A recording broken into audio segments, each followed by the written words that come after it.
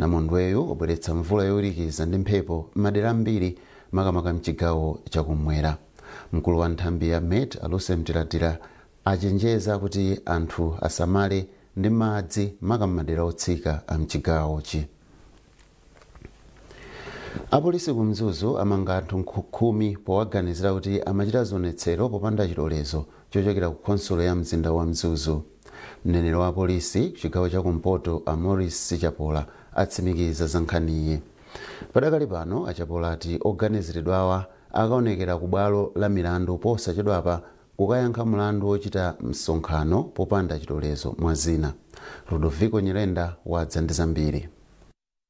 Anthu ena mamawa lachiwiri anachita zionetsero mu mzinda wa Mzuzu. Komiti ya msika wakulu wa Mzuzu itakana kusaina kalata ya zionetsero yomwe amafuna wakapereka ku konsolo ya mzinda wa Mzuzu. Wapa mpando wa komiti ya msika wakulu mu mzinda wa Mzuzu a Alexander Sikwese watanakana kusainira kalatayi popeza komiti inapereka kale madandaulo omwe anthu anali nawo kwa mtsogoleri wa dziko lino Dr. Lazarus Chakwera sabata yatha ndipo akudikira yankho.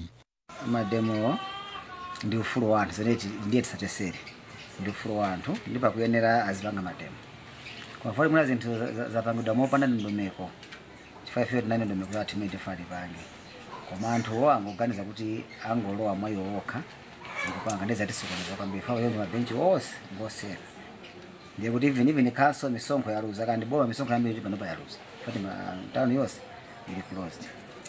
Omwe anachita zioneserozo amaphwanya zinthu ndikononga katundu anthu ena ochita malonda zomwe zinachitisanso amalonda kuti atseke malo awo. Apolisi atamva izi anathamangirako ku malo azioneserowo ndipo anawabalalitsa. Malingana ndi mneneri wa polisi mchigawo chakumpoto a Morris Chapola, zomwe anthu anachita ndi kuphwanya malamulo, chifukwa chake anagwirapo anthu 10. Inene kuti anthu ena akuchita za upandu. Ifeyo ngati polisi tikudziwa bwino lomwe kuti zionetsero zimakhala zokhazo zimene anthu amakhala kuti apereka uthenga kwa bwana mkubwa kuti ayi ife tichita zionetsero. Koma ngati palibe zimene ndi kuti amakhala kuti anthu akupanga za upandu. Chifukwa chake ifeyo ngati polisi tsiku la lero tikuyesetsa kubweretsa bata mu mzinda uno wa Mzuzu ndipo tinene kunena kuti tsiku likamatha ndikuti chilichonse chikhala chili chimake bata lili mchimake. Tinene kunena kuti pakakhala mpungwepungwe pamalo sizingatheke kunena kuti anthu achite malonda mwa nthawi zonse mwa mtendere. Chifukwa chake ifeyo tikuonetsetsa kunena kuti tigwiritse ntchito njira ina iliyonse kuti bata limeneli libwerere. Chifukwa yake mwina anthu aona kuti tagwiritsa ntchito zokhetsa misozi kunena kuti bata limene likhale kuti labwerera mu mzinda uno wa Mzuzu. Tikutsimikiza kuti pamene tikuchita izi anthu ena akumangidwa tsiku likamatha timanga anthu ochuluka. Tinene kuti anthu 10 tikuwasunga mchitolokosi chathu ndipo tatsegulira mlandu wochita mkumano mosavomerezeka. Sikwese apempha anthu mu mzinda wa Mzuzu kuti adzikhala odekha akafuna chinthu ndi cholinga choteteza malonda awo. Pakadali pano mneneri wa polisi kuchigawo chakumpoto a Morris Chapola atsutsa mphekesera zoti pa zioneserozi ana ena amwalira. Ludovico Nyirenda, MBC Mzuzu. Boma lati likukhazikitsa njira zimene zingathandize kulondoloza mchitidwe wononga zipangizo za mu msewu mdziko muno. Wachiri kwa nduna ya zamtengatenga a Stephen Malondera anena izi mu mzinda wa Lilongwe atayendera umodzi mwa misewu yomwe yangomangidwa kumene yomwe yaonongedwa. Patrick Dambula wadza ndi ripoti. Patangotha miyezi 3 chabe kuchokera pamene misewu idatha kukonzedwa mu mzinda wa Lilongwe, anthu ena ayamba kale kuononga misewuyi. Ena ayamba kudula mapolo amene amanyamula magetsi mu msewu.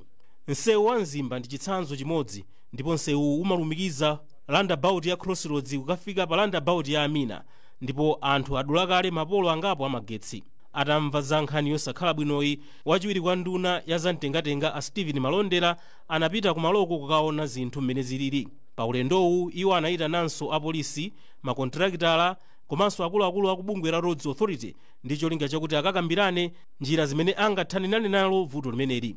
Amalondera anati naponso pa interchange pali mavuto ngati omweomwewa chifukwa anthu adula kale mapolo ndi cholinga choti abe zipangizo za mphamvu ya dzuwa.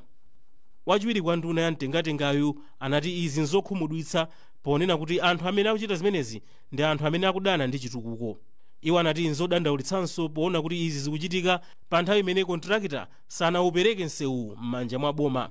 Koma tsono njira yothanirana ndi zimenezi ndi yotani? Ndawapempha anzathu aku Roads Authority amene tinawapempha kuti abwere pa meeting ini komanso apolisi kuti apeze njira yonena kuti khale ndi poyeserera magesi oyeserera amene amakhala ndi GPS okuti ali ndi tracker bwinobwino kuti munthu wina kuti wanyamula we can actually trace it kuti ichi light ili apa.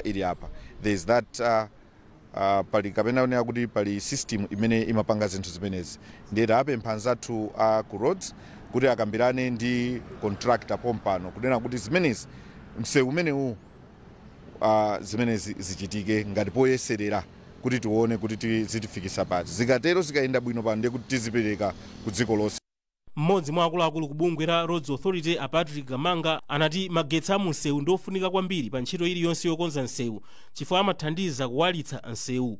Iwo anati kuononga zipangizo za msewu kumabwezeretsa mbuyo zinthu chifukwa ndalama zimagwiritsidwa ntchito kukonza zinthu zimene zinayikidwa kale. Mmene tabwera kuzayendera pa msewu uno lero tapeza kuti mapolo 10 abedwa. Pamene po imodzi kuphatikiza ndi light yake ya solar mtengo wake ndi wosachepera 3 million. So you can see kundrama pamenepo ndi zambiri zomwe zikuluzika chifukwa inati ibwezerese zinthuzo. Ulamuliro wa Dr. Lazarus Chakwera unayika misewu ngati ntchito imodzi yayikulu imene akufuna kuti ichitike mdziko muno pofuna kuti chuma cha dziko lino chipite patsogolo, ndipo ichi ndiye chifukwa chake mu mzinda wa Lilongwe muli misewu yambiri yatsopano. Patrick Dambula, MBC, Lilongwe. Malawi Defence Force MDF ayamika bungwe la SADC pa ntchito yolimbana ndi kuthetsa mchitidwe wa nkhanza zogwiririra pakati pa asilikali a nthambi zachitetezo makamaka kapita kusungitsa bata m'mayiko ena.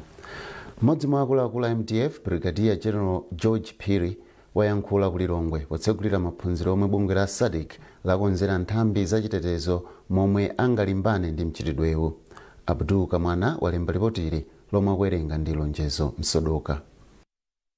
Bungwe la SADC likuchititsa maphunziro a nthambi zachitetezo mdziko okhudza momwe angathanirane ndi mchitidwe monga ogwiririra omwe akuti pena umachitika asilikali akapita mayiko akunja kukasungitsa bata. Maphunzirowa abweretsa pamodzi nthambi zachitetezo monga MDF, apolisi komanso asilikali a ndende ndi ena.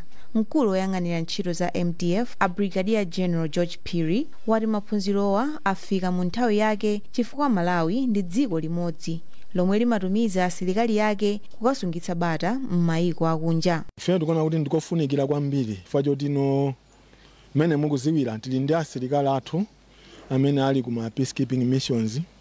Pali na mission under SADC ku DRC ndi pali mission inanso yomwe timati Force Intervention Brigade under MONUSCO ku DRC komweko.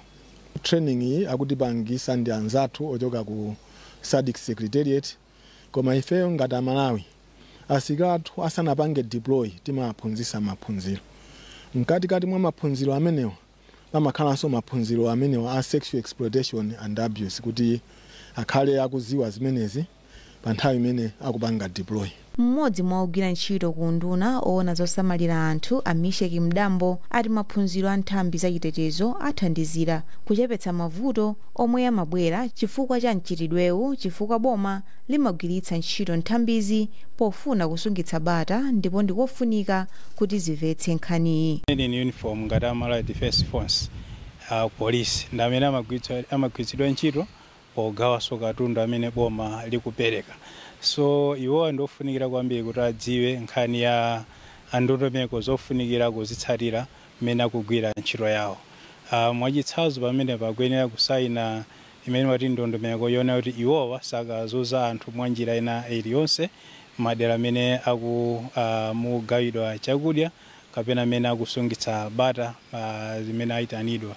maphunziro amwe zina aona zakubweretsa bata kupititsa patsogolo maufulu achibadwidwe komanso kulimbikitsa kuti malamulo adzigwira ntchito moyenera. akatswiri zachuma komanso maphunziro ati dziko lino likufunika makampani ochuluka omwe angamatumize ndi kugulitsa zinthu m'misika ya maiko akunja kuti dziko lino likwaniritse kuyima palokha pachuma kufika mchaka cha 2063. akatswiriwa ayankhula izi pa msonkhano omwe sukulu ya ukachenjede ya Hebron inakonza mu mzinda wa Lilongwe okamba za mkhalidwe odalira thandizo pa chitukuko. Tili ndi ripoti ili. akatswiri azachuma ogwira ntchito mboma komanso makampani, ana a sukulu ochita malonda komanso akatswiri azamaphunziro anasonkhana mu mzinda wa Lilongwe komwe amakambirana mfundo zomwe zikhoza kuthandiza dziko la Malawi kupita patsogolo pamene thandizo la zachuma lochokera maiko ena likukhala losadalirika kwenikweni. onse omwe anayankhula pa tsikuli anatsindika kuti dziko la Malawi likuyenera kukweza ntchito za migodi, luso la makono, makampani ang'onoang'ono omwe akhoza kumapanga ndi kutumiza katundu ochuluka ku maiko ena kuti chuma cha dziko lino chikwere ndi kuti Malawi adzazimire payekha pa chuma pofika mchaka cha 2063. mkulu wa University ya Hebron Professor David Kancha